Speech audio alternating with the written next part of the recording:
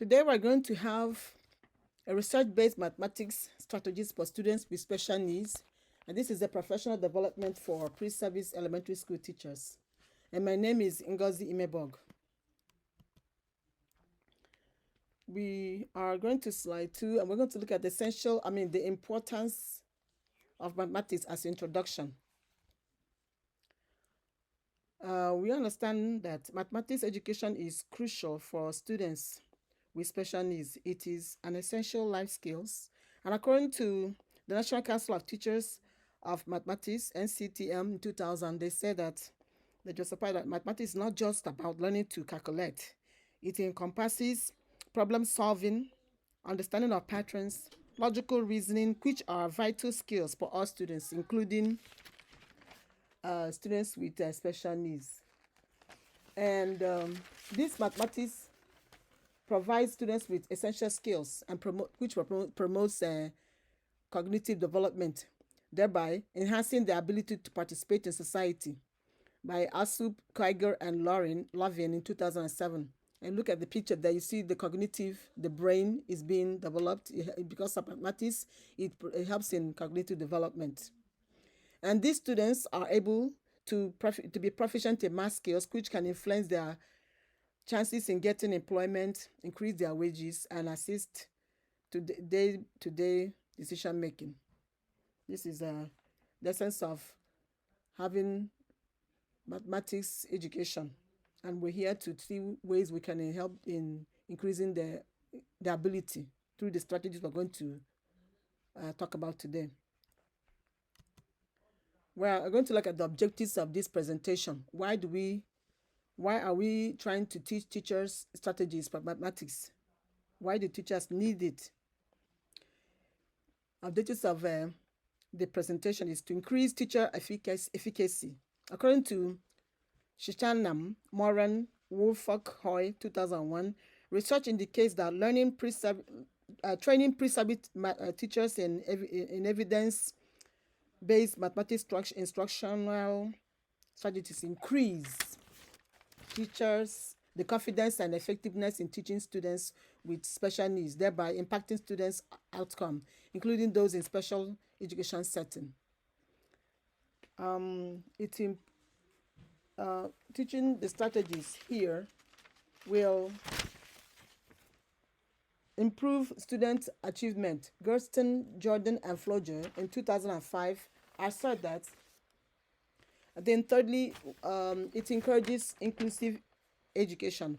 Florin and Lynn Carter, 2010, they attest that when pre-service teachers are equipped with skills and knowledge to implement research-based strategies in mathematics instruction, which this supports the principles of inclusive education.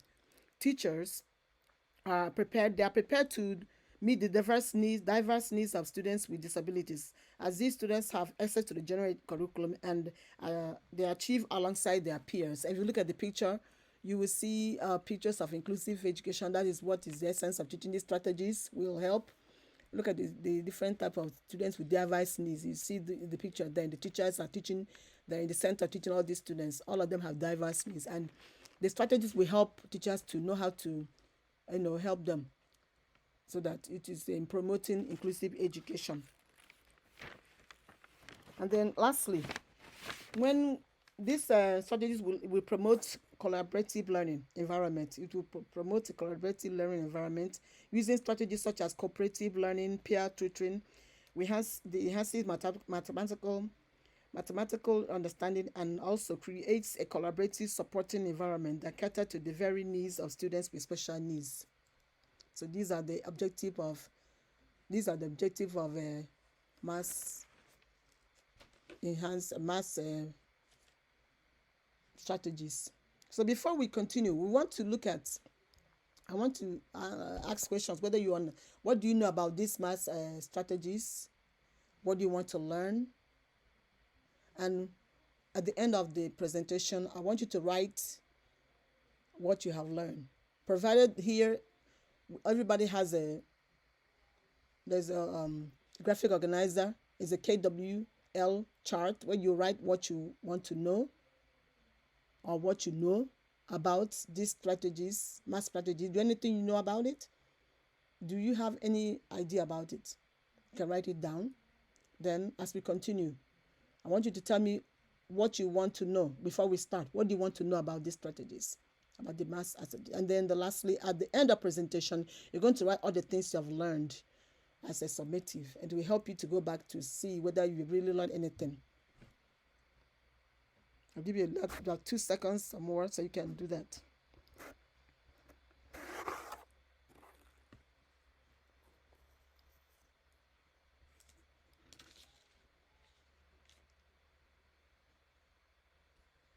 Okay.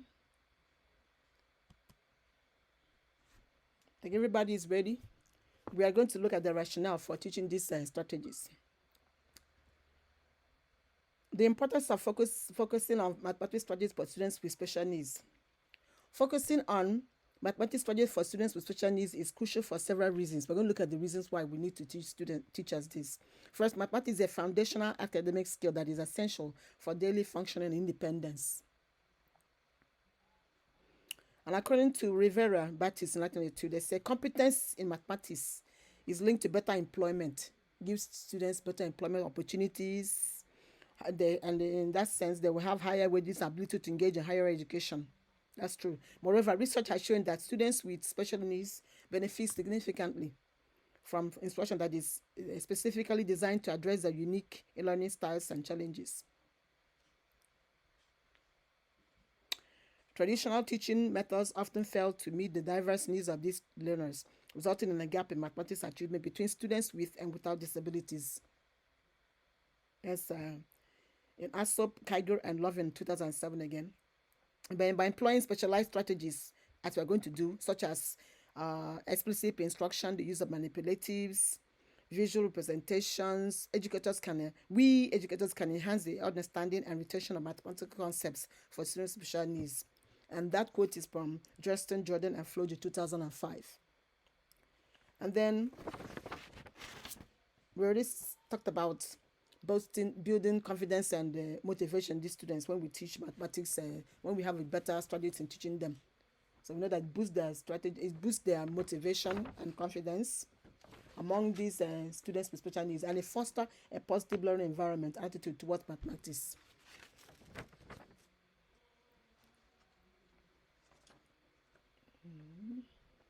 Okay. We are going to look at the need for specialized strategies. Why do we need to have specialized strategies to teach these students mathematics? If you look at slide 6 here, you have there's a statistical data shows that there is a significant gap by the National Center for Educational Statistics in 2019. The research findings and statistics data highlight a significant gap in mathematics achievement between students with special needs and their peers with disabilities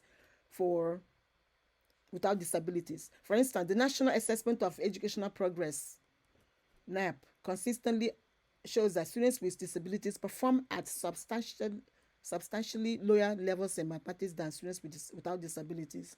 In 2019, the NAP results indicated that only 10% of 8th grade students with disabilities scored at or above proficiency in mathematics, compared to 34% of students without disabilities. That is from the National Center for Education Statistics, 2019. And when we have better strategies in teaching mathematics, it helps to boost a positive student outcome. Baker, Justin, and Lee, 2002. They said that studies investigating the efficacy of specialized instructional strategies have demonstrated positive outcomes for students when they have better strategies being taught to them. And then it helps to improve students, it improves students in the performance in mathematics. Fox et al., 2008. So these findings support that we have better development in mathematical skills, and it boosts confidence and motivation in these students. Let's look at the students with special needs. Who are they? What are they? And what are their needs? How do they fare in mathematics? So let's look at the students in needs in the context of mathematics, the special needs students in the context of mathematics learning. Special needs in the context of mathematics learning refer to the diverse educational requirements of students who experience barriers. They experience barriers in learning mathematics first thing, and is due to cognitive impairments, emotional and behavioral disorders, physical disabilities, and developmental disorders. So that's what they suffer most. Barriers in learning mathematics due to these deficits. And they also have they have the conceptual understanding.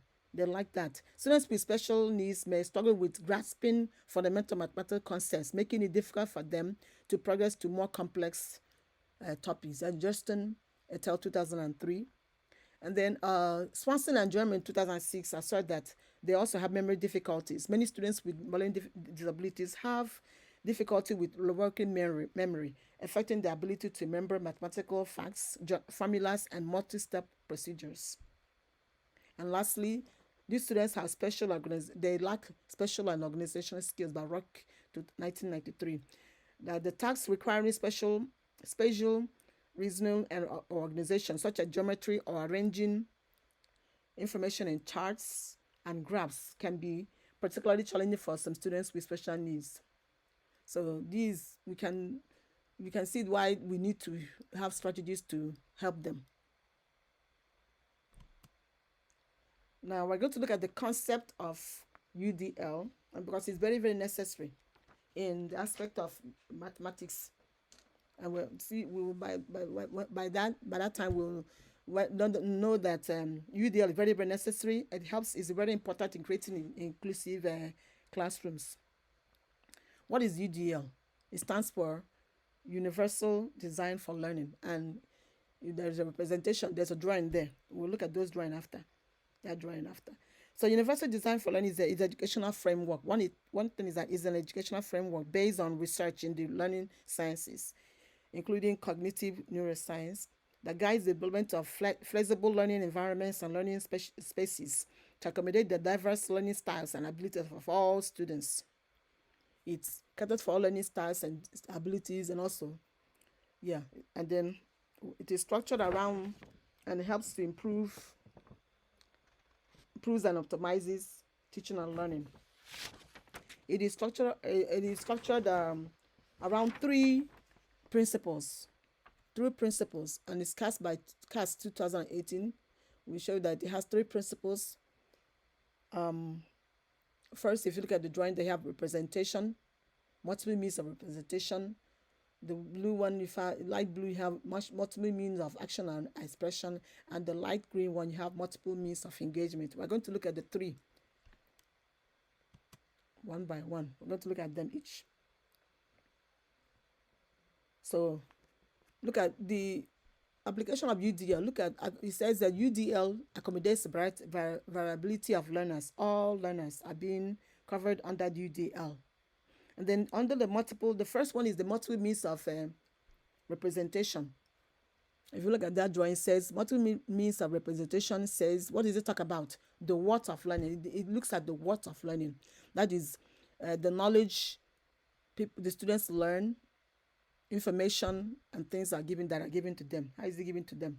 This involves presenting mathematical concepts such as through various modalities such as visual aids, manipulatives, symbols, and verbal instructions. For instance, teaching fractions can include the use of physical pie charts. We can use physical pie charts to teach fractions.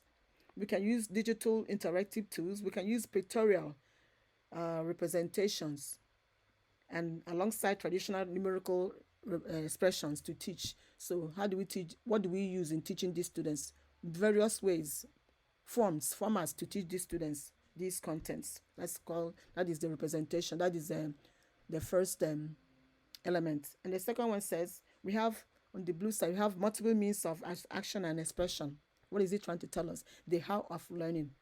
How?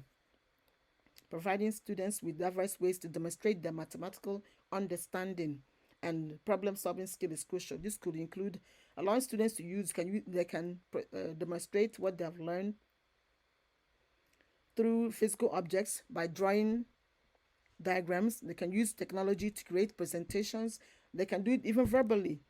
In addition to traditional written, they can use written methods to present how they have learned that content. And the last, let's look at the last is multiple means of engagement. Now this one tells us how. I mean, multiple means of engagement. Why? The why of learning. Engagement strategy should tap into the interest, the two students' interests, offering challenges that are appropriately demanding and providing choices to foster motivation. Link material lessons to real-life situations or students' interests makes learning relevant and engaging, helping students understand the practical application of mathematical skills. This allows students to choose a range of actions, activities, or methods for learning and demonstrating knowledge which can increase motivation and engagement. Students' engagement. Now, students, they work in groups or peer tutoring, which provides social interaction and enables students to learn from each other. This supports engagement and understanding of students with special needs. So these are three elements of UDL, which we will see how they can be used. One of them will be used in our application. So because this is going to be a very lengthy presentation, I want you to have a little brain break. There's a little brain break, but we're going to have a little fun in the brain break. A little fun. Instead of listening, talking, I want you to use your hands, just go into this slide where it says addition of fraction. Look at that slide. Now, most times when we teach these students fraction, they become so afraid how to add fractions. But here is a little fun way where we can do fractions. So let's do it. Let's just take some minutes and see if we can do that. The next 3 minutes we'll be done for this. So if you want to teach students how to add fractions in a fun way, tell them to write them down, like we have 3/3 plus 1/3 and equals 2. So in this sense, what we do here is, what we do actually do here is we crisscross the fractions. By crisscrossing, what we do here is crisscross the fractions, and then you multiply the crisscrossed fractions. So we have 3/3 plus 1/3.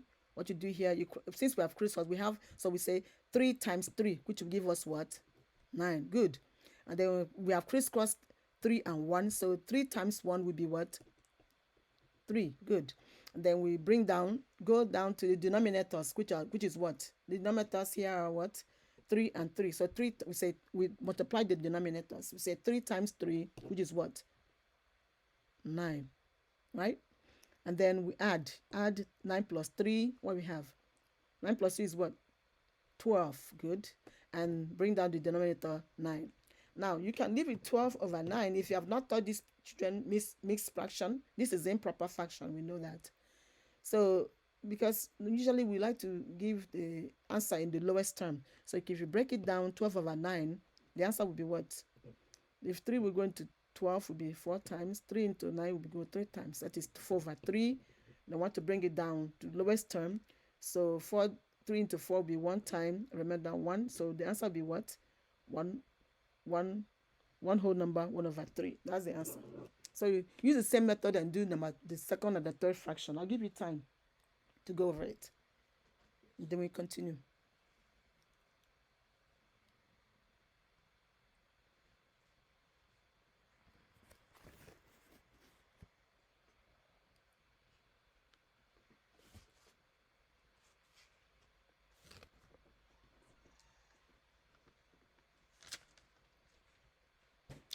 Okay.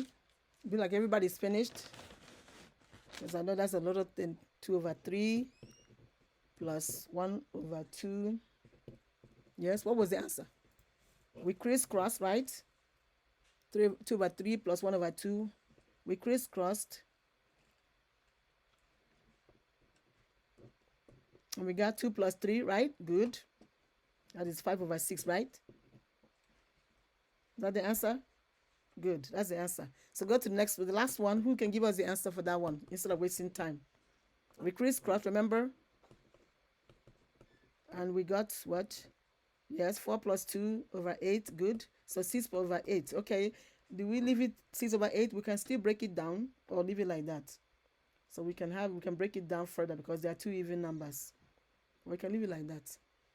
Okay, that's a fun way of teaching mathematics to students with disabilities, and they wouldn't need to have too much stress on that. Okay, so good. We'll continue. Now we're going to look at learning disabilities because these are what the essence of the presentation is for. We're going to look at different learning disabilities and see if there's any strategy we can use to teach these students. So learning disabilities, we're going to look at the overview of this. Learning disabilities by Gary. Okay, there's a researcher, a scholar who wrote on learning disabilities in mathematics, and his name is Gary. In 2013, the article "Learning Disabilities in Mathematics" does not explicitly outline evidence-based strategies for teaching mathematics in students with special needs in the direct instructional format.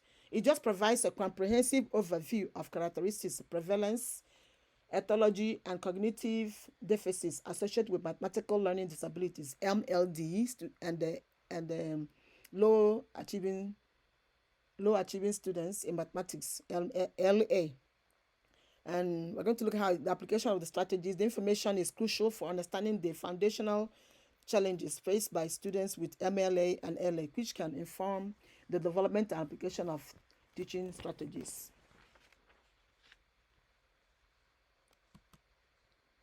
So we're going to look at the interventions that the Gary 2013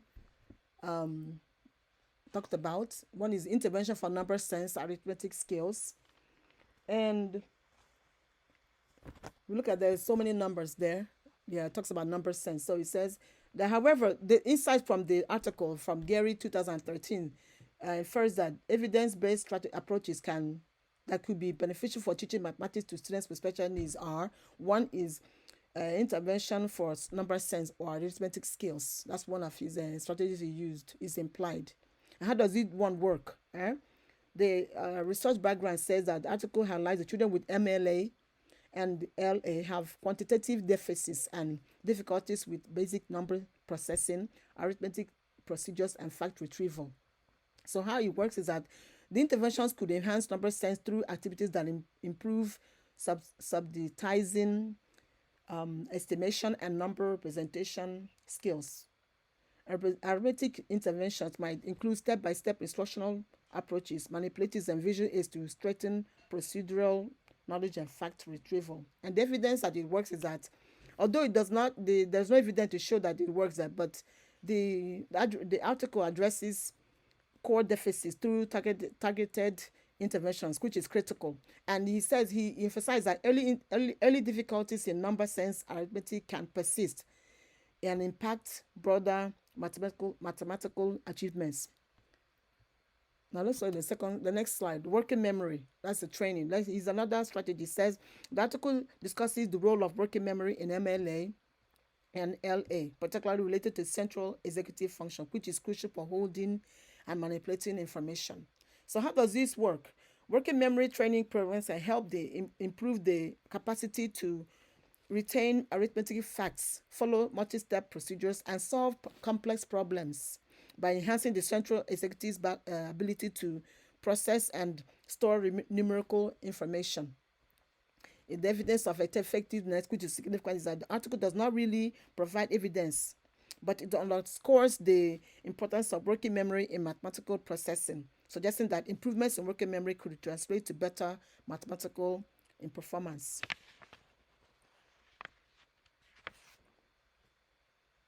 Okay.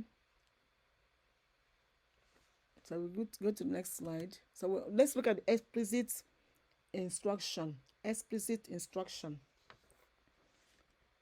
This is one of the explicit instruction in counting. We'll look at in counting background information is that in counting and arithmetic strategies.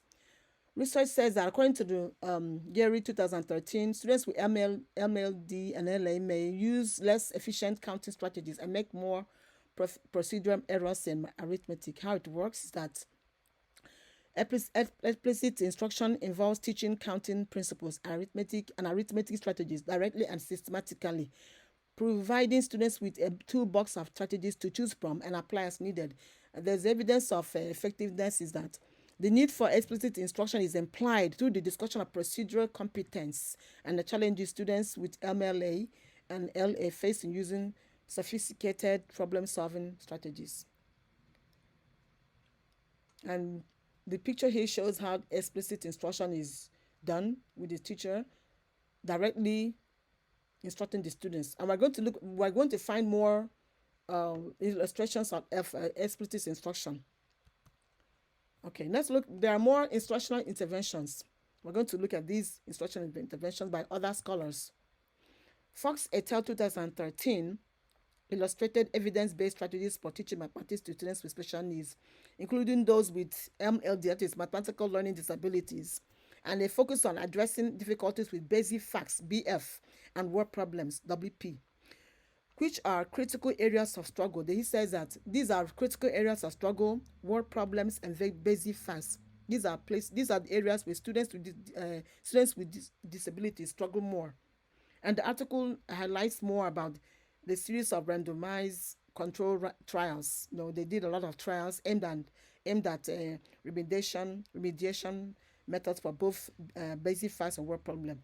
And they proposed principles for effective instructional design and discussing the need for personalized remediation.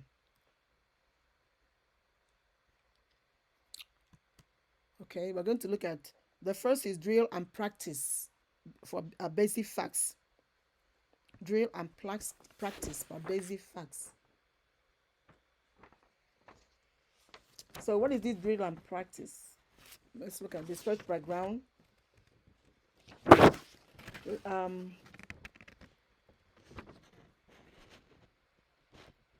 Research background says that studies have shown that students with MLD often need help with automatic retrieval of basic facts, relying instead on less efficient counting strategies. Basic facts, not counting strategies. That's what they need. This can impede their ability to perform more complex mathematical operations and solve word problems. Fox et al. 2008. And they continue to say, this Fox Groups 2008 continue to say how it works is that the intervention involves computer assisted instruction with a tutor, focusing on drill and practice. Strategies include briefly flashing a complete basic facts on a computer screen, and then require the student to reproduce it from short-term memory. You see that they flash this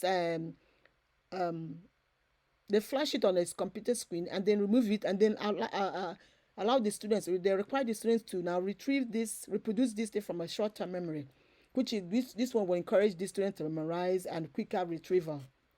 And they have evidence that this has been working a lot. So they continue to say that it has evidence of it being effective. The intervention demonstrated statistically significant improvements in basic facts fluency compared to control conditions, with effect sizes ranging from 0.69 to 0.78. This indicates that the efficacy is very high, and it is enhancing basic facts skill among third graders. They use students in third grade as an experiment, and it really worked for MLD students.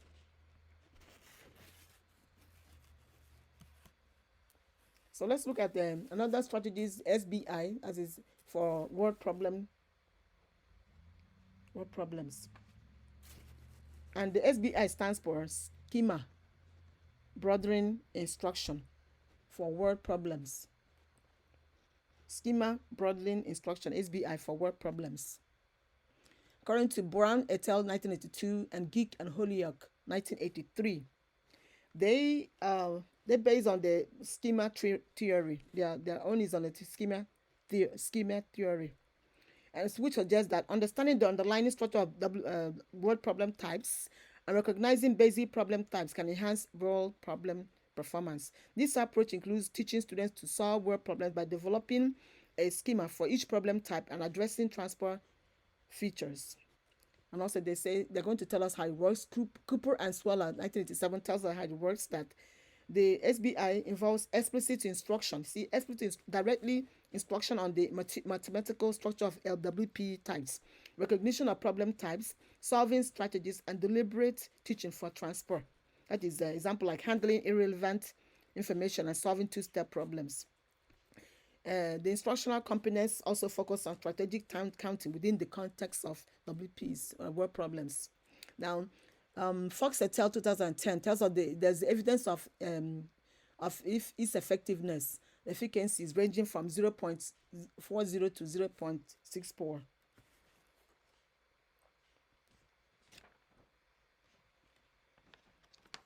And this underscores the effectiveness of SBI in remediating WP difficulties.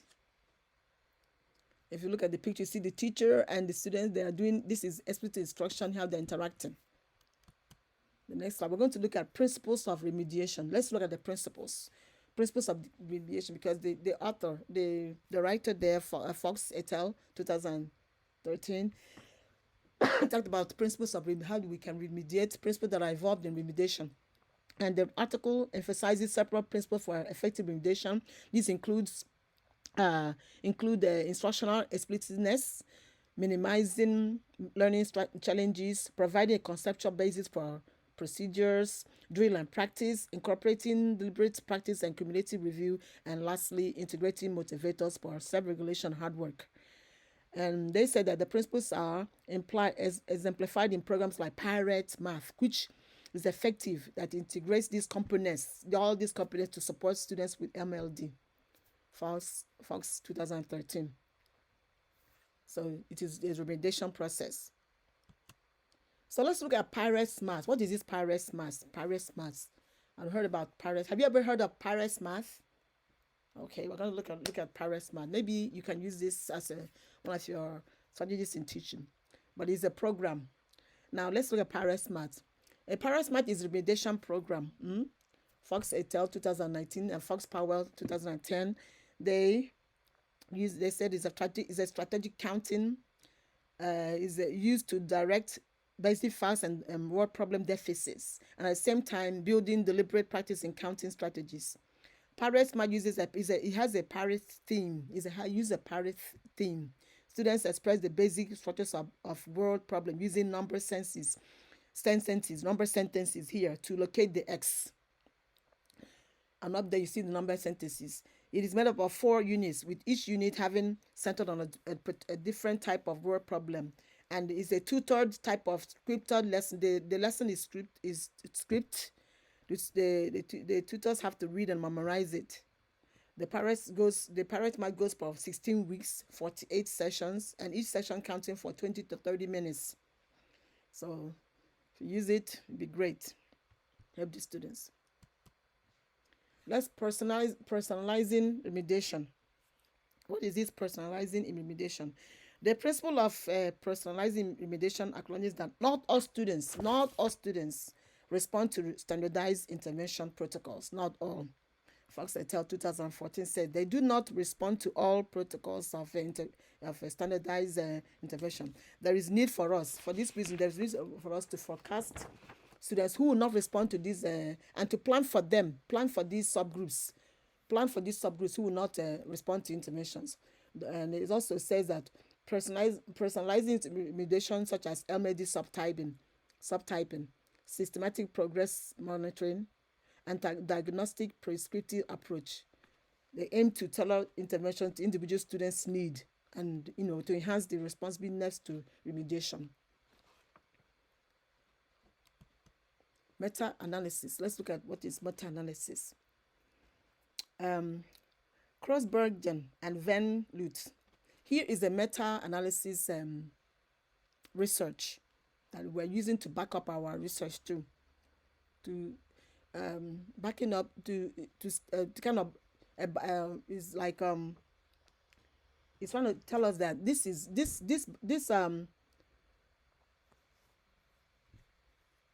a support to show that we need to use instructional explicitness, direct instruction. This is to is like that direct instruction and the instructional explicitness are necessary for teaching students mathematics. So this meta-analysis provides a comprehensive examination of mathematics interventions for elementary students with special needs through a meta-analysis of 58 studies across three domains. Three domains are preparatory mathematics, basic skills, and problem-solving strategies.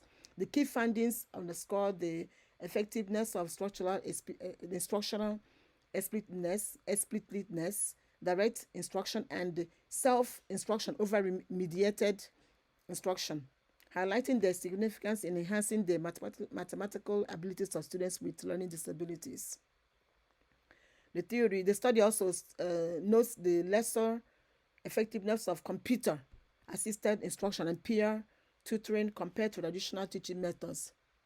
So this meta-study advocates that we use less of computer and less of peer tutoring. Though they're not saying it's bad you use it, but you have to use less of them because computer is a supplement, cannot replace direct traditional method, and neither can peer tutoring replace it. These are for interaction purposes and for supplementing teaching, not for the main teaching. So the research also supports explicit instruction. As I was saying, this meta-analysis supports and is a backing. It supports what we're doing, evidence-based. It supports direct instruction and is being used. It also supports instructional explicitness. So all these things, this meta-analysis is one of our research that backs up our studies.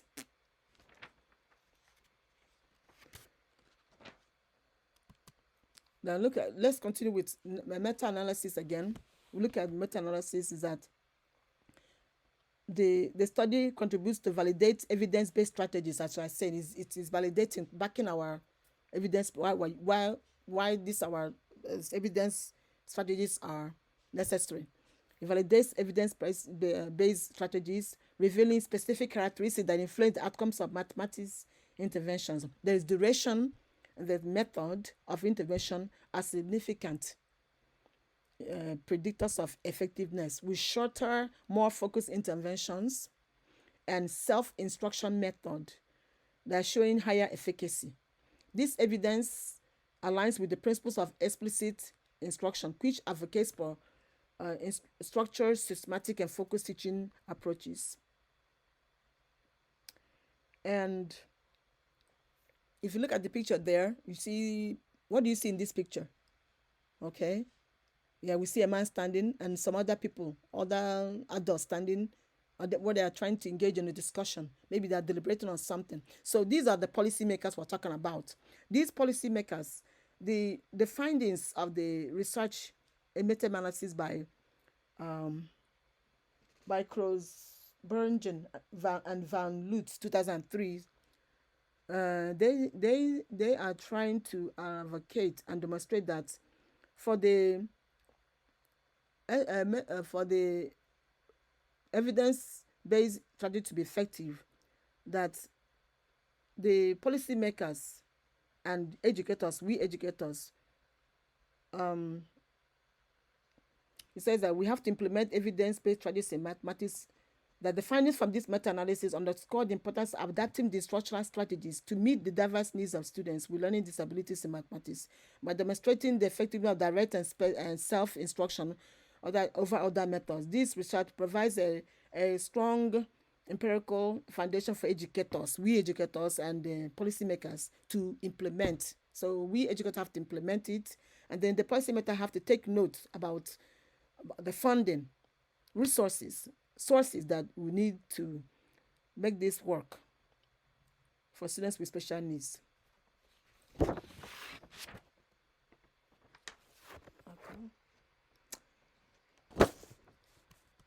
We are going to implement strategies. We're going to start implementing these strategies in the classroom. How are we going to implement it? I hope you were able to implement after this presentation. So we're going to implement these strategies in the classroom.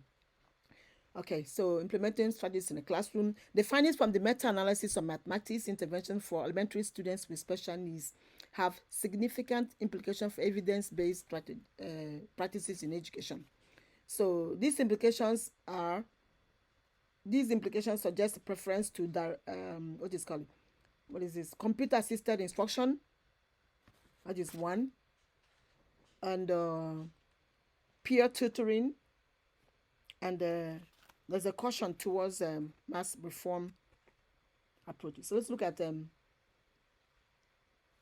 direct, and first is direct and self instruction for effective learning. Self instruction is highlighted as particularly effective for teaching basic math facts to students with special needs. This method is a structured, explicit teaching, allows for focus and attention on essential skills, facilitating mastery and confidence in students. Self instruction, on the other hand, proves beneficial for developing problem solving skills, offering students strategies to independently navigate challenges.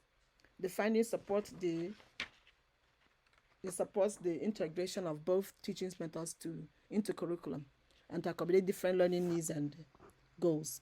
So we look at computer assisted as supplementary tool. Kosinik and Gask 1993 says that computer is a supplement, it should not replace traditional methods. So while computer assisted instruction is motivating students, yes, and provide immediate feedback, it should not be used as a replacement for traditional teaching methods. Although it enhances practice and informants, yes, but it does not address fundamental learning difficulties.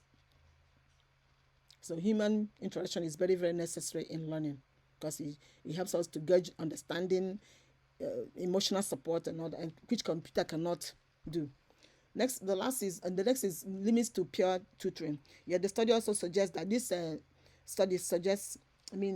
meta-analysis suggests that peer tutoring is less effective for students with special needs compared to adult-led instruction. While peer tutoring can offer benefits, yes, such as increased engagement and social interaction, it cannot provide explicit guidance that students need.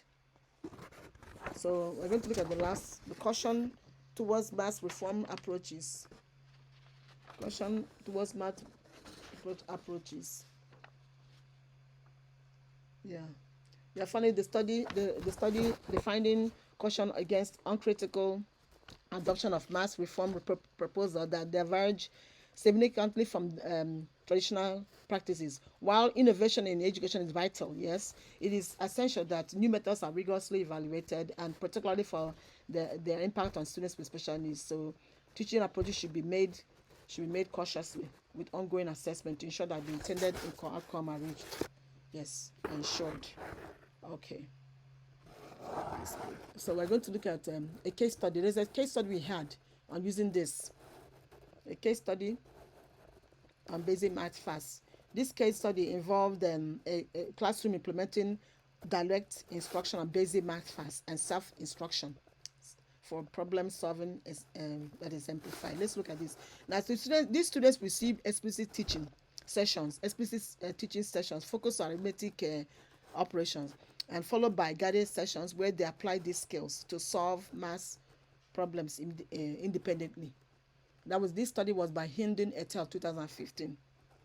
And the approach led to measurable improvements in students' math skills, underscoring the efficacy of combining these methods.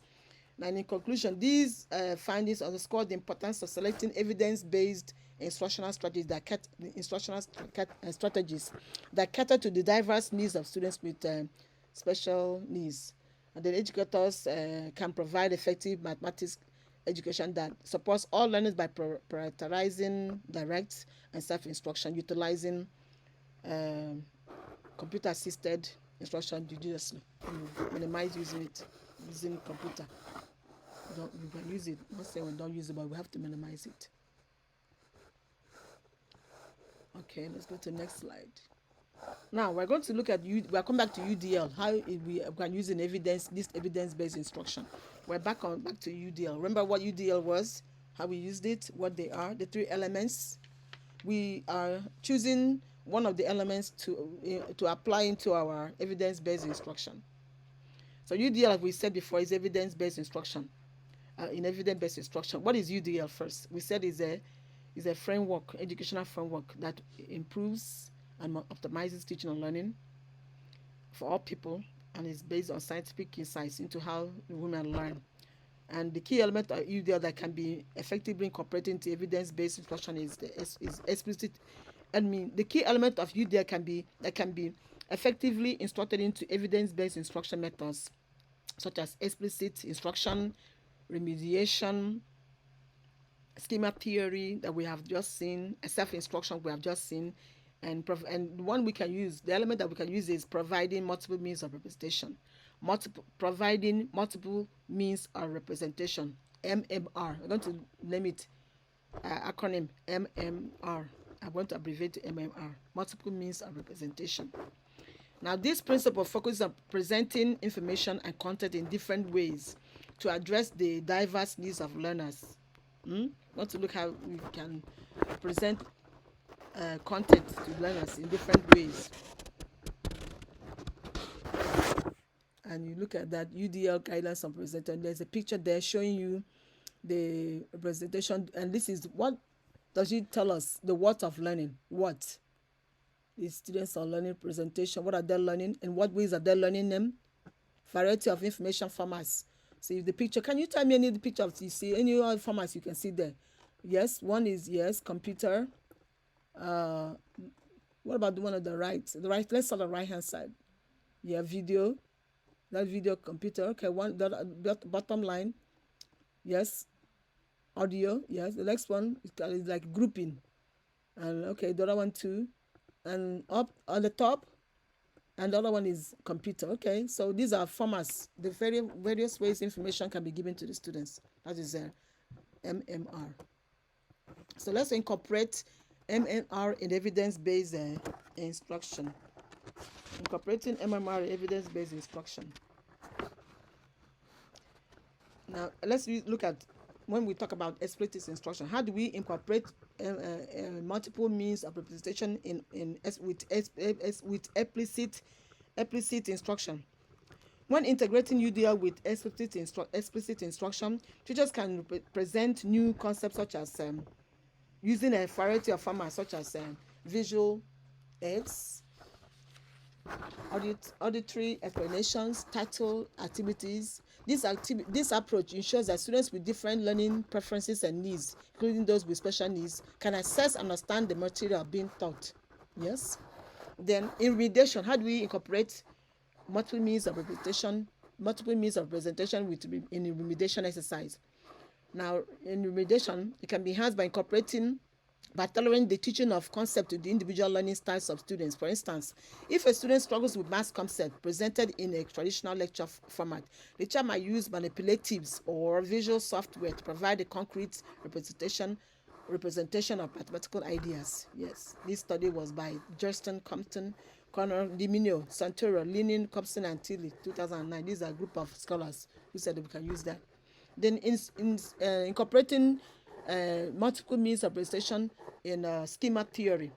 Schema theory suggests that learners construct knowledge by organizing and connecting new information with existing cognitive schemas. By employing UDL multiple means of representation, educators can help students make these connections more effectively by presenting information in varied ways, thereby supporting the development of robust knowledge structures. For example, historical events can be taught through timelines. You can use story maps and dramatization, catering to diverse cognitive schemas. Yes, we can do that.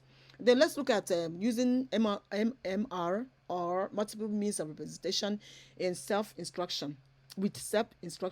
Now, this can be done by using technology that allows students to access instructional materials in formats that suit their learning preferences. For example, you can use text-to-speech software, and interactive ebooks can support students who struggle with reading, allowing them to engage with the content through auditory means.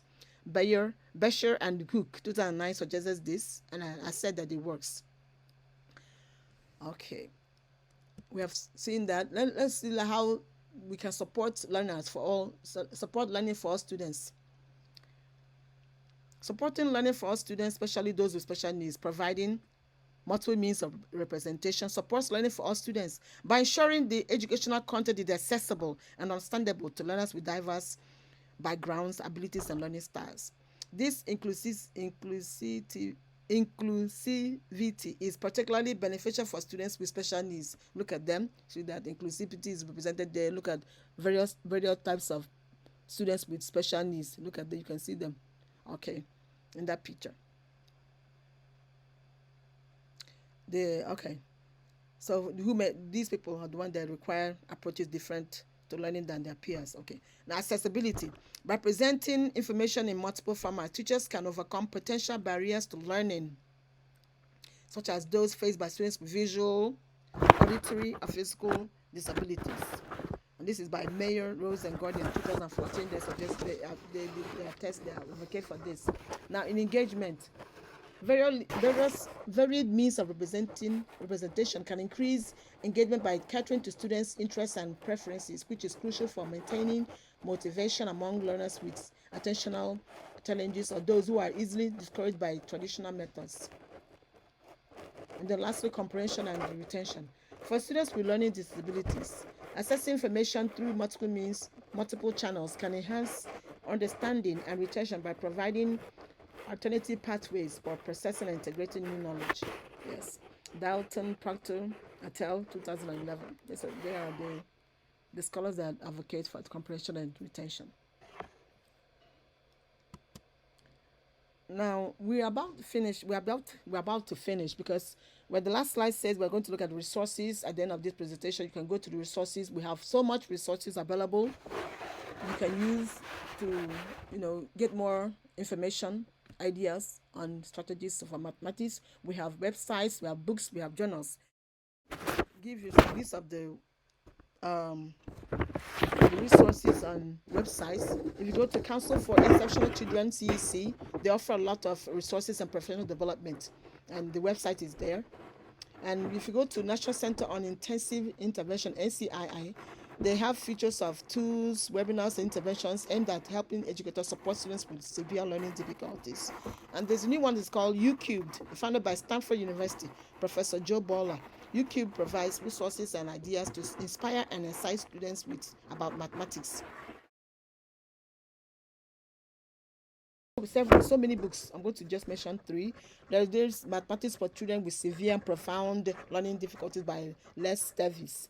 And this offers a lot of advice and teaching strategies for adapting math instruction to meet the needs of students with significant challenges. And then the other one is the differentiating math instruction strategies. This one works for K to 8 classrooms and is by William N. Bender. The focus is on differentiated instruction strategies in mathematics for a range of learners, including those with special needs. And the last book is Strategies for Teaching Learners with Special Needs by Edward Polowa, James Patton, Loretta Cerner, and Genevieve Bailey. These offer comprehensive strategies for teaching a variety of subjects, including mathematics, to learners with special needs. And the last is the journals. We have some journals available. Journal of Special Education. They publish research articles and critical reviews of literature on special education, including mathematics. They also have Remedial and Special Education, RASE. They provide research-based insights on effective practices for teaching students with disabilities and other special needs, including mathematics strategies. And then last, we have Exceptional Children books, journal. And this features research and practice articles on issues in special education, including instructional strategies for improving mathematics outcomes for students with special needs. So these resources can provide educators with a lot of knowledge and practical tools for enhancing mathematics strategy to meet the needs of needs of students with special needs. So this is coming to the end of the presentation. I want you to go back to your KWL and write all you have learned, and it will help you to kind of go back to your memory lane to find out whether you've learned anything, 1 or 2 things you've learned that will be useful for you. And so you can go back to your resources and get more information. And at the end of the presentation, we have a lot of references where you can go to read up more on these things we've taught. And thank you for joining the presentation.